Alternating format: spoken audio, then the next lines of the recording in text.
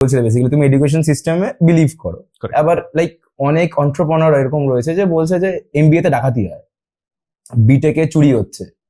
তো লাইক 10 লাখ টাকা 25 লাখ টাকা দিয়ে বিটেক করা বা 30 লাখ 40 লাখ টাকা দিয়ে এমবিএ করা, এটা কি ওয়ার্থ ইট? নাকি এই টাকা নিজের সেলফ গেইন করে বা সেলফ নলেজ গেইন করে সেটাকে নিজের বিজনেসে ইনভেস্ট করাটা বেশি আরওআই দেবে? তোমার কি মনে হয়? আমার মনে হয় যে এটা ডিপেন্ড করে হিউম্যান টু হিউম্যানস এর উপরে। আমার মনে হয় যে লাইক পার্সোনালি যদি আমাকে বলা হয়, আমি যদি কলেজে যাই তাহলে হয়তো আমি 7 দিন এডুকেশনের সাথে কানেক্টেড থাকবো। Right. I will do it in a very strategical manner.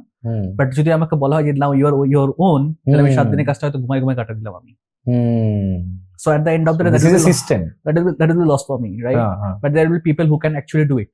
Right. তারা হয়তো সেটাকে আরো বেশি ইউটিলাইজ করতে পারবে। ঠিক। কারেক্ট। অ্যান্ড আমার মনে হয় যে লাইক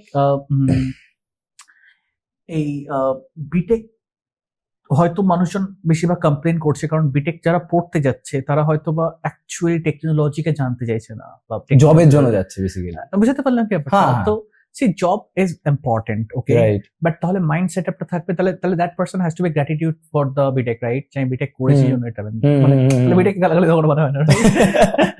অ্যাকচুয়ালি 3 লাখ পাও বা 6 লাখ পাও, যাই পাও। So it is there. Yeah. So আমার মনে হয় again আমার মনে হয় এটা পার্সোনাল স্ট্যান্ড পয়েন্টের উপর ডিপেন্ড করে, বাট আই পার্সোনালি বিলিভ যে এগুলো যদি প্রপার ইনস্টিটিউশনস এর থেকে করা হয়ে থাকে তাহলে this is one help, because at the end of the day আমি এমবিএ স্টুডেন্টসদের সাথে কাজ করি, right?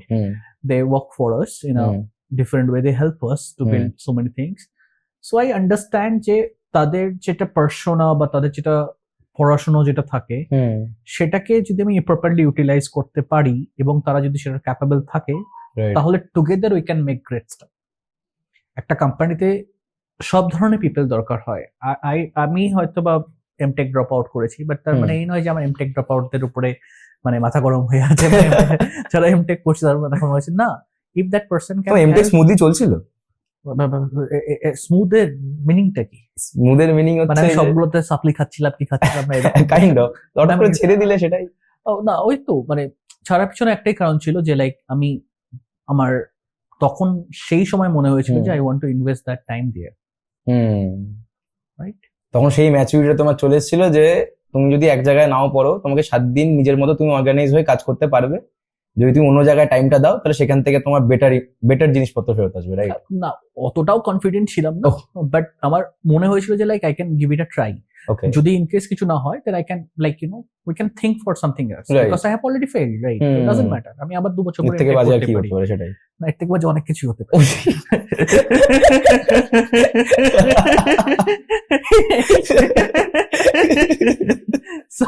So yes, আমার মনে হয় যে লাইক ওই টাইমটাতে আমি ভেবেছিলাম যে like I want to focus here, মানে without any objection that MTech wasn't helping me, because if I pursue that then I might be আমি অন্য জায়গায় থাকতাম। দুটো সিনারিও হতে পারে, একজন মানুষ যে এমটেক করে নিয়ে তারপরে হয়তো বা did something in job life and became millionaire, একজন মানুষ হয়তো এমটেক করে তারপরে বিজনেস করে that person become millionaire, right? So not matter at the end of the day where you're reaching and how happily you are pursuing the path, that is what matters, right?